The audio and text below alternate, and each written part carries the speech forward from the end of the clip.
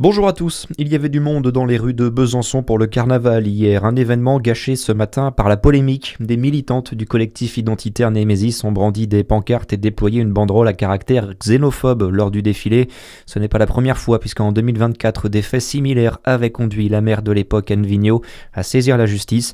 Ce matin, on apprend que la ville de Besançon a bel et bien déposé plainte pour provocation à la haine. Un appel à manifester demain à Dijon. L'Union syndicale solidaire 21 appelle à la mobilisation à 18h devant la préfecture de Côte-d'Or pour protester contre la hausse des prix de l'énergie et des carburants ces dernières semaines sur fond de guerre au Moyen-Orient.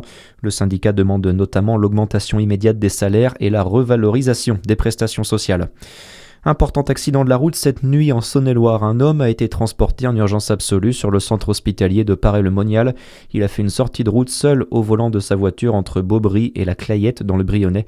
Une dizaine de pompiers est intervenue. Dans le Jura, un engin forestier a été dépouillé de ses équipements en l'espace de 2 nuits. Ça s'est passé du 2 au 4 avril dernier dans la forêt des Châtels de Joux au sud de Champagnole. Les roues, le moteur ou encore la grue ont été dérobés notamment. Montant du préjudice estimé entre 130 et 160 000 euros. Une enquête est en cours. Dans le reste de l'actualité, Emmanuel Macron annonce une conférence pour restaurer la liberté de navigation dans le détroit d'Ormuz.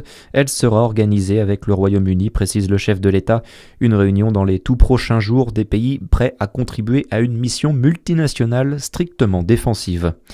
Si vous habitez en ville, vous ne pouvez pas les rater. Sacs cubiques, floqués Uber Eats ou Deliveroo sur le dos, les livreurs arpentent les rues à toute heure pour apporter à domicile nos plats préférés.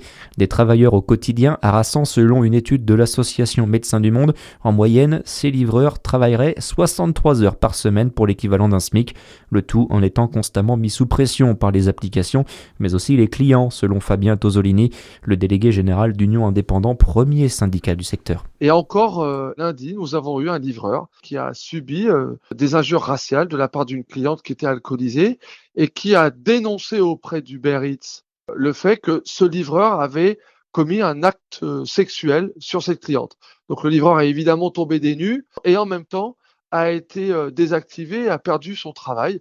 Et donc ça veut dire que de façon très subjective, un client peut engendrer la désactivation immédiate d'un compte. C'est aussi une partie du quotidien de ces travailleurs que l'on voit partout dans les rues, mais que finalement personne n'ose regarder un peu plus près. Selon l'étude de Médecins du Monde, 6 livreurs sur 10 se disent victimes d'agressions verbales, un quart d'entre eux d'agressions physiques.